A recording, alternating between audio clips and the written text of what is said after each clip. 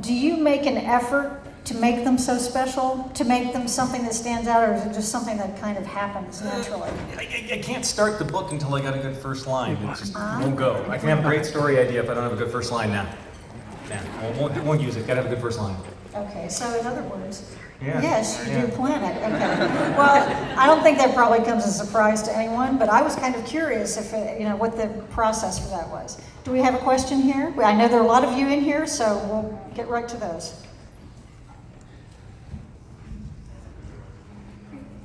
So I have a question. Thank you for being here. Did Mac kill himself from the shotgun, or did Mac kill himself out of debt? Okay, I can't understand you because the speakers are aimed out there. Try and go a little bit, articulate a little so I can hear you. Did Mac kill himself from the shotgun, or did he kill himself out of debt? Did Mac get what from the shotgun? Healed. Kill himself. Healed. Did Mac heal himself from the shotgun blast, or did Matt heal him? Oh! I'm not going to answer you those questions. No, Harry's personal accounting with Mab, that's between the two of them. And as far as Faye debts go, I'm not going to make any comments. We'll see how those play out.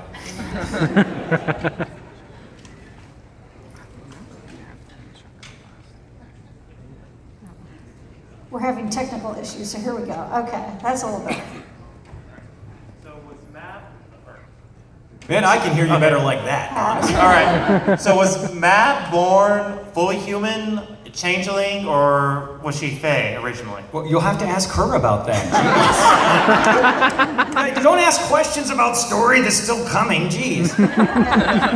Okay, I'm pretty sure you're not going to answer this, but have we met Cal by his alternate ego? Okay, we met whose alternate ego? Cal. Okay. Again, jeez, guys. Don't ask me questions that I'm gonna make you pay me to answer.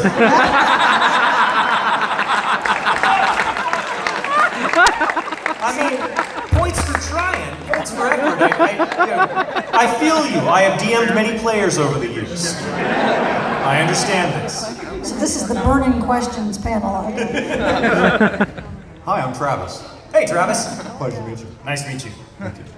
So, back in the 30s or 40s, Coca-Cola changed the way that Santa was portrayed in their artwork. Mm-hmm. How does Vadarum feel about being kind of tubby now? And two, it's annoying. Oh God. Yeah. I mean, because when you put it the way that Dresden puts it in the books, then suddenly that makes sense. Odin as Santa Claus makes sense. But then when you look at the Coca-Cola, not as much. But he can be a little. He rolls his eyes at that. But what's he gonna do? He's Santa Claus. The other part of that question is Harry loves Coca-Cola. Given the two convergences, does that make Coca-Cola a vassal of Winter? Oh.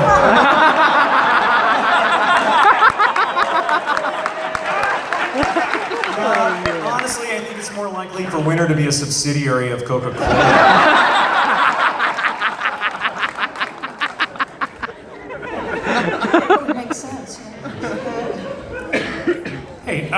So we know there's a link between Vadarung, Odin, and Santa Claus. Have any other characters are there any we've met that might have a similar link? Are there any other secret characters that might have done other things in history?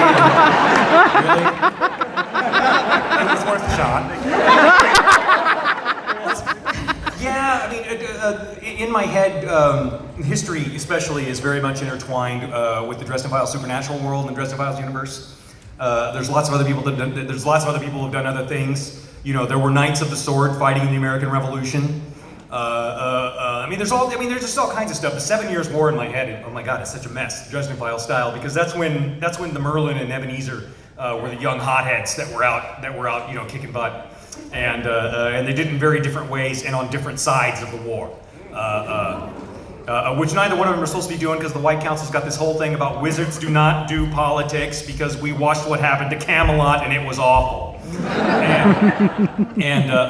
But I don't know if I'm ever going to get to write those or not. It'd be fun. I'd love to write the story of hunting down Kemmler. That would be cool. Because it would be like 60 years long, right? Like it starts right a little bit after the end of the Civil War and goes all the way through World War I. You know, where he was out there operating. But anyway, but that's for future stuff. You know, when I'm paying off my gambling debts or something. Hey, so in the early days of the book, you made the big deal that Harry Dresden was the only practicing wizard in the Chicago Yellow Pages. Uh-huh. How does he advertise now that they're no longer a thing? Oh, he doesn't have to advertise anymore. Now he's the guy everybody knows. You know, he likes to brag about the Yellow Pages, but yeah, it's a thing. But of the what about past. Elaine Mallory, since she stole his stick? I'm sorry, what? Elaine Mallory, Uh-huh. wasn't it? She stole his stick. She did, but she's got like a whole different sales pitch for her stuff, you know. She's much more of a life coach for extreme circumstances. Sure. I just reread Changes. And I'm sorry. I was wondering, the red court vampires that were caught by the goblins, Uh-huh. did they survive the curse? Oh, you would have had to have been like in the equivalent of like a NORAD style Cheyenne Mountain shelter to survive that, which is not an answer. Next. Hey man. Hello. You've mentioned in the past that you outlined the series after being told that the first book would sell. Yes. What's the biggest divergence we've had from that outline at the point we are in the books now? Butters, probably. Butters is probably. Yeah, he was. Poker will never die! He was somebody who was just supposed to be a one-off character. You know, he was supposed to be. I was writing a particularly gruesome ME scene, and I wanted somebody there to add a little levity to it.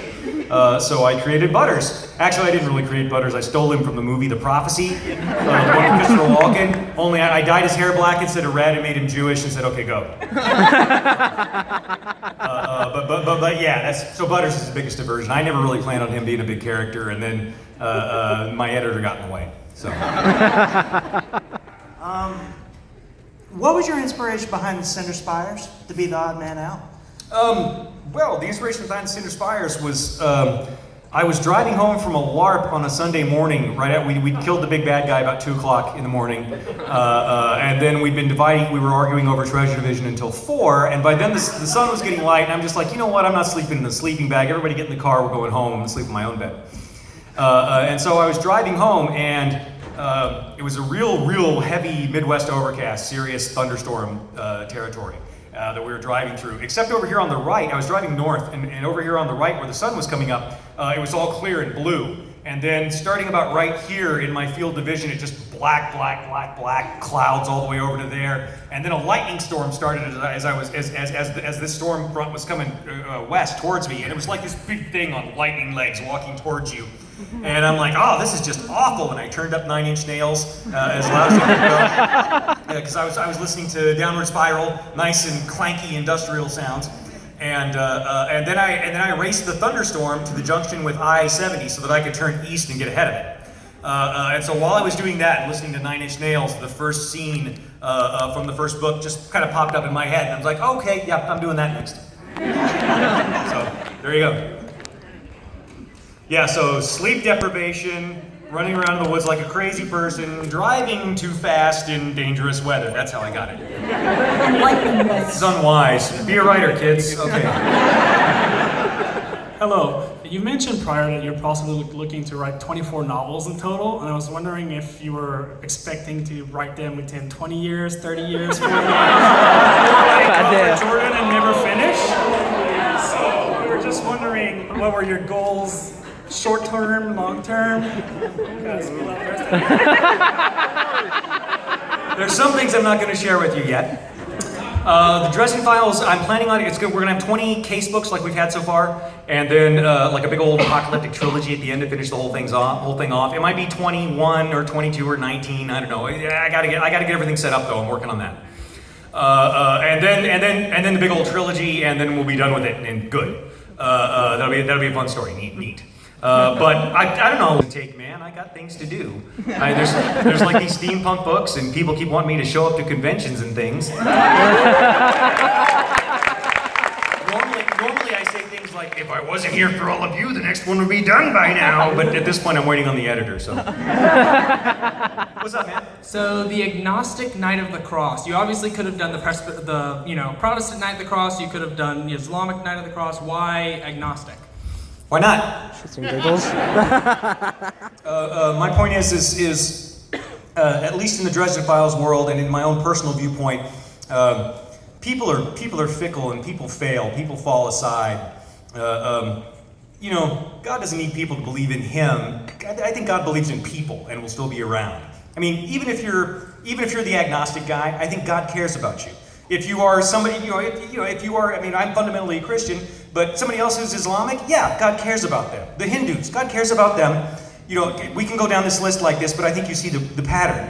And so for the Knights of the Cross, that's mainly what I was interested in showing. It's like, yeah, God is real, and God loves you and cares, and sometimes sends people to kick the ass of monsters. We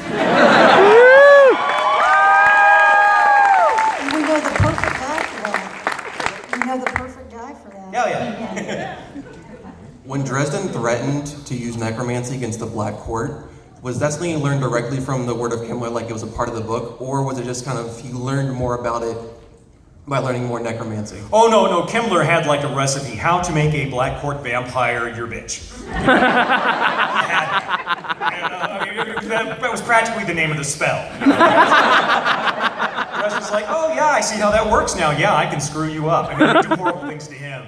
You know, roll 3 dice 6. That's how many sanity points you lose. You know, that kind of thing. Okay, so you have this entire room hanging on basically your every word. How on earth do you keep your ego in check when you have such a successful series? You know. Well, that's easy. All of this stuff here happens to Famous Guy Jim. Famous Guy Jim is on the stage with you today. Famous Guy Jim can talk to people, he can make jokes, he can be charming, make eye contact, remember people's names, and generally function like a human being. Real Jim would not be in this room. Real Jim would come into the door of this room and look around and go, yeah, there's too many people here. And turn around and go. So, I mean, listen, and at the end of the day, I play D&D with myself and write it down.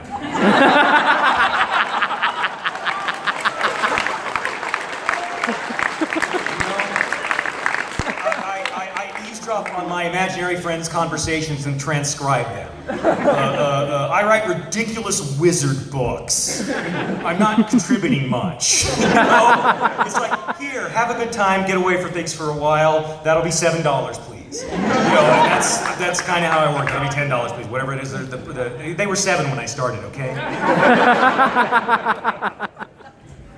Hey. Hi. I was wondering, which do you find more satisfying when you run across it online? Whenever people are doing theories and going and talking to each other, is it more fun to see somebody with a theory that's right and everybody says that they're out of their minds? Or is it more fun when somebody has a really popular theory and everybody's behind it and you know that they're dead wrong? Man, that's a good question. That's He's tough. laughing at both. I don't know. I mean, I enjoy it when somebody's dead right and everybody's yelling at them, and I just kind of want to look at that person and go, "Hang in there, buddy. Just another book." What really bugs me is when I read the crack theories that just break my brain. You know, because there are such incredible crack theories on the Dresden Files flying around out there, and some of them I just kind of. I don't even want to think about them. I get a little skip in my head every time I hit the memory. It's like that's my own personal version of a Nagloshi right there that I've seen with my true sight of some of these crack theories. I think about them and and then the other thing that disturbs me is some of the fan fiction. There is some really unlikely slash fiction of the Dresden Files. I'm going to lay that out there and leave it at that. Hi. Hi. So it's kind of interesting to hear you say that you're not making an impact with your books. I'm actually a librarian through the New York State Corrections Department, and let me tell you, the men at Sing Sing love your books. They're the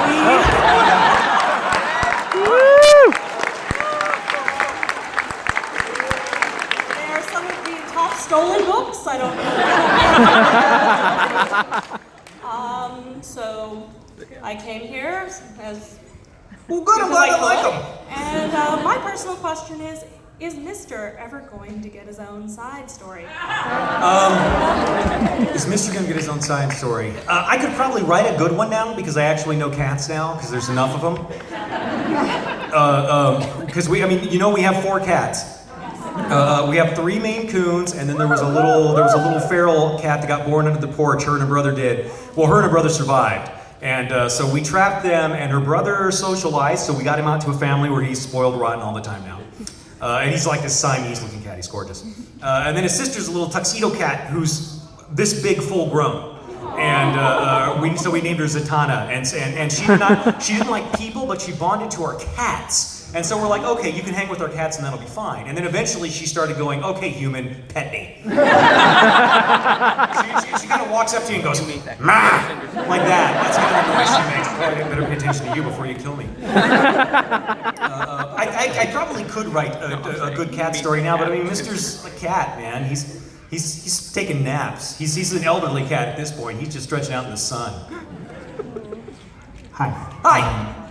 So I was wondering, when you kind of set up, like, I don't know how to call it, like the morality system in the Dresden Files, like in, other urban fantasy settings, it's like they have like laws of magic, but it's sort of like the Wizards Council came up with it and enforced it. It's like made up by people. But in your universe, it's like if you break the laws of magic, it like taints your very soul. It's kind of like inherent to the universe itself. And like some of them in other books, like monsters, like they can redeem themselves. And I know Thomas kind of has that, but like with the Red Court vampires, it's like once you're a vampire, you're just bad. So like, you could potentially walk into the sun or something, but yeah. So I guess I was wondering like why you made those choices when you're kind of setting up the world as sort of like objective morality versus kind of like subjective you just said it yourself. Choices.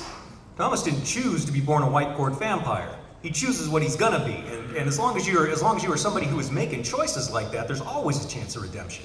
You can decide, you know what, I'm going to be a better person today than I was yesterday. That's possible. All these, and a bunch of these, like every single Red Court vampire chose to kill someone so they could slake their thirst. Every single Red Court vampire said to himself, you know what, I'm more thirsty than that guy needs to be alive. That's a choice. It matters in the Dresden Files. So does that mean you could break the laws of magic and come back from that? You can break the laws of magic and what? Then choose to redeem yourself? The laws of magic get broken all the time. Some of them are the ones that the White Council makes, those are pretty broad. There's only some of it that's actually really going to start twisting you into a horrible something or other. But the White Council is, they're real thorough on trying to control wizards. They want to keep wizards from, blinking reality out of existence. They have some concerns, and they'd rather be more careful than less careful. That's just sort of how they roll. Yeah. Hi there. So in terms of writing advice, I hear a lot of authors talk about how they'll break pieces of themselves off and use them as bases for their characters. Is that true with Harry or any of your other characters in the Dresden Files? That's not something I'm going to talk to you about. That's some pretty deep stuff there. That's real personal. Ultimately, everything I put in the book is me because I was the one writing it.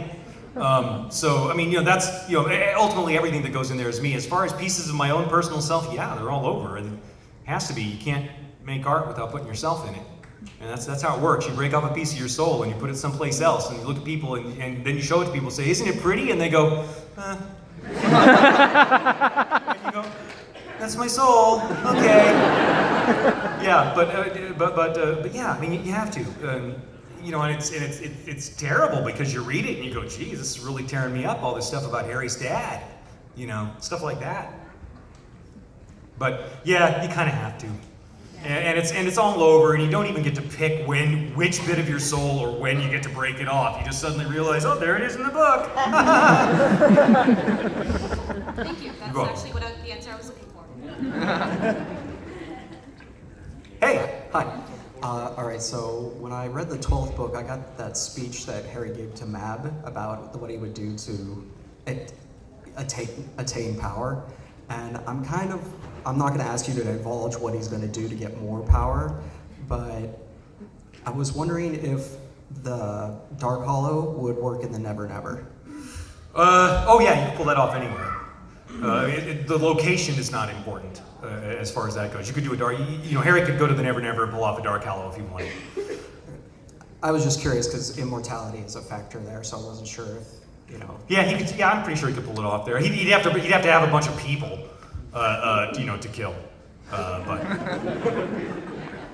it came out of the book of the Big Bad Necromancer, guys. What do you want to do? They kill people. The title kind of gives it away, doesn't it? Thank you. Hey, man. Hey, how you doing? Good. So I came through your work through the Audible series, through the wonderful work of Spike, and I was wondering, when will the audiobook drop for the new book in regards to the new book release date and the audiobook release date, and will Monsters come back for? I don't know. The audiobooks are difficult for the Dresden Files because we've got Marsters on them, and Marsters is like one of the more popular in-demand guys in Hollywood, so they kind of have to bow to his schedule as opposed to him coming to theirs. So I'll know when they tell me, and I'm not sure when that'll be. Is it warm in here, or is it just me? It's a little warm. Okay. Hello. Hi. Well, as an older woman, I'm interested in McCoy, like Stuff McCoy. Okay. Dresden is sexy and like, I don't know, 20 years ago I will do him. Okay.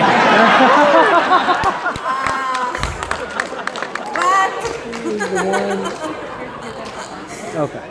So, is there a way that you might write something about the old dude? It's possible. Although if I wrote McCoy, I would go back to where he was like wrecking stuff and getting in trouble all the time, and then write that guy. He was way worse than Dresden. That will help with my fantasies. There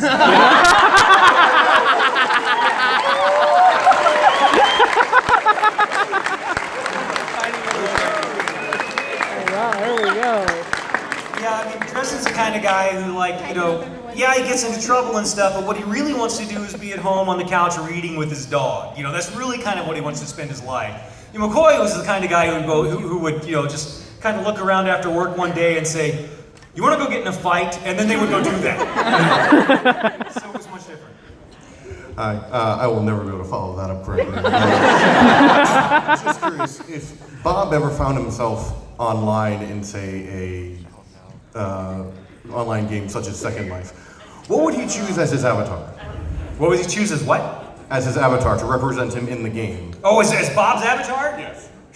Just be a penis with legs. He would do what every 14-year-old boy would do. He would just pick something. He would take one of those. Yeah. Hey, man. Hey. So in terms of Gaius Sextus, and Johnny Marcone are described very similarly. They are.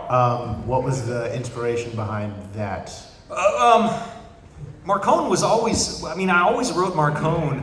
The model I kind of had in my mind for him in the background was just that he was a medieval baron. By the standards of the medieval times, Marcone would have been a highly respected, competent, and just and fair medieval baron if he ran his barony exactly like he runs the mob in Chicago. So when I was building him, I used the model of a medieval feudal lord and what the ideal medieval feudal lord would behave like. And so I extended that to Gaius Sextus, only he didn't quite live up to many of them because he was kind of a weasel. But I wanted to write him as that weasel you kind of admire a bit. It's like, yeah, you've caused all this trouble, but damn, you did it with style. But that's why. Thank you. Sure. Hello. Hello. Michael Carpenter is one of my favorite characters in all of fiction. Thank you very much.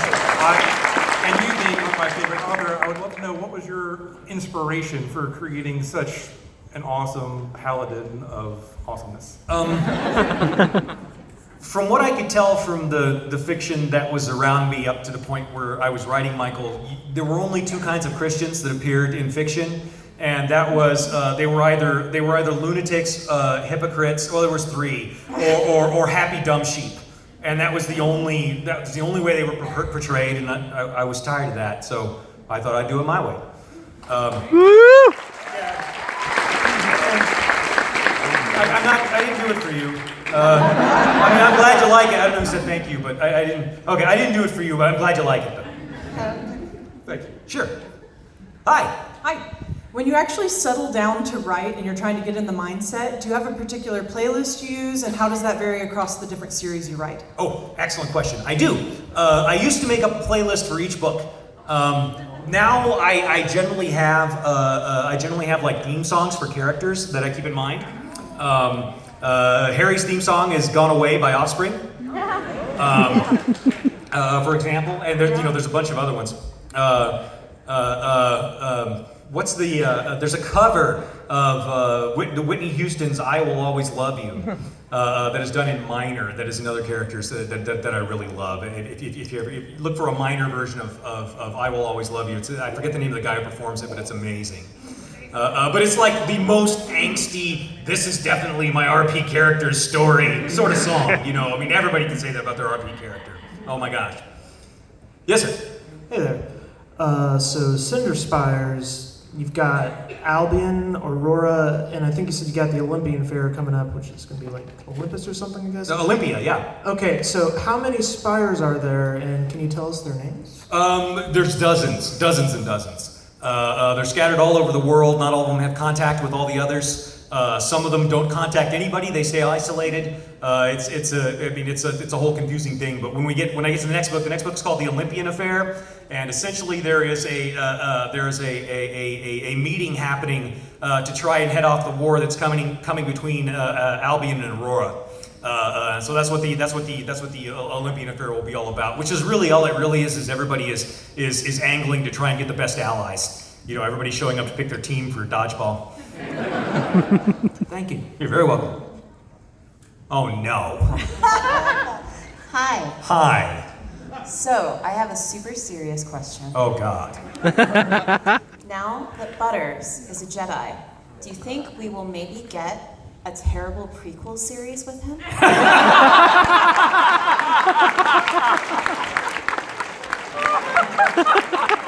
It's probably more my speed to do a terrible follow-up trilogy. I don't know.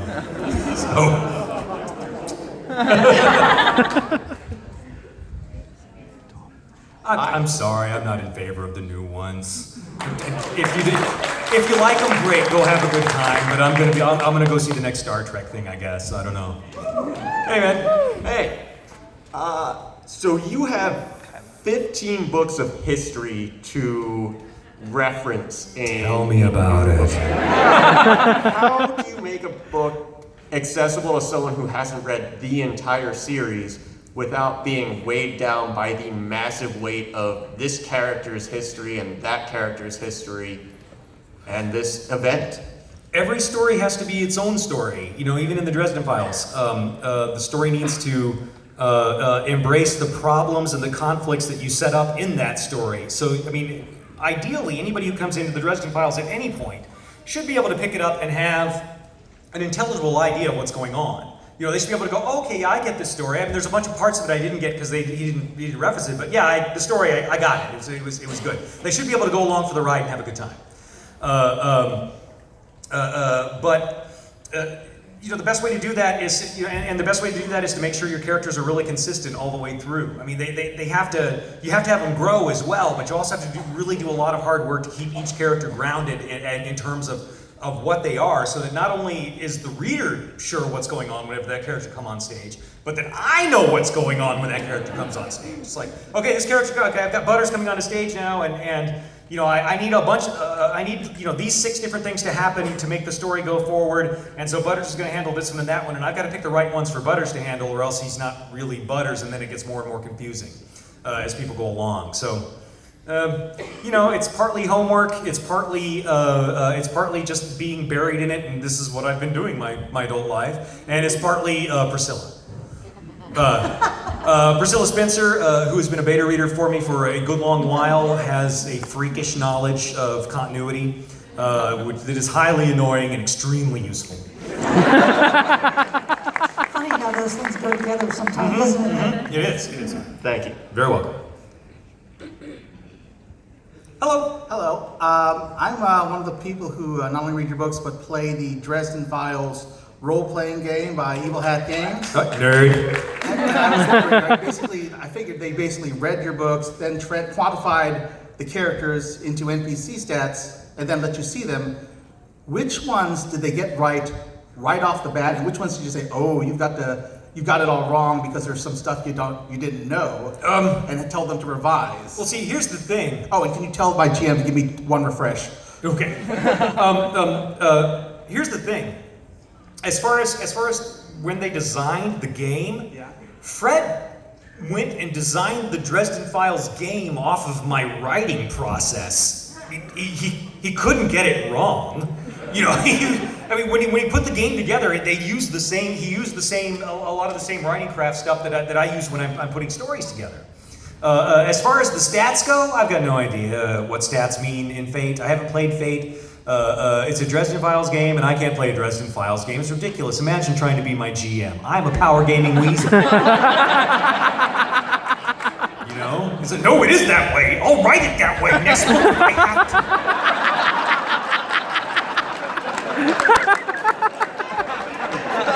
Yeah, but if I'm the GM, it's too much like work. So I can't play the Dresden Files role-playing game. I'm like the one person who can't. So I don't know about the stats of those characters. But I mean, as far as putting the characters together, though, it looks solid to me. I worked with them for a long time. There was a whole lot of talk. Fred had some Nye Priscilla talents on his game team in putting things together. So what would happen would be they'd send me a big letter, and I'd spend about 4 hours answering the letter and talking about the cosmology and just sort of talking about the overall entire shape of the Dresden Files that you guys haven't seen yet because it hasn't come up in the story. And then they would go and they'd start playing with that. They'd come back 2 weeks later and say, okay, we have more questions. Of course you do. And then we do it again. And we did that for about 6 months. And then they put the game together and they said, what do you think? And I said, there's a bunch of stuff in here you're gonna have to take out. You're gonna have to take this out and this out and that out. And they're like, why? So it's because I haven't written it yet. But we predicted it was coming? Yes, you should be able to from the stuff I'd given you earlier on. And so that's comforting to know that people can, they can figure out where the direction the series is going by being told about the world and how it works. And that was very encouraging to me. I felt good about that. Did they take it out? Oh yeah, they took it out. Yeah, they definitely took it out. Cool, man, thanks. Hey. First of all, thanks for writing my family into the Dresden Files. I'm a carpenter. Excellent. Yeah. You're not Michael, are you?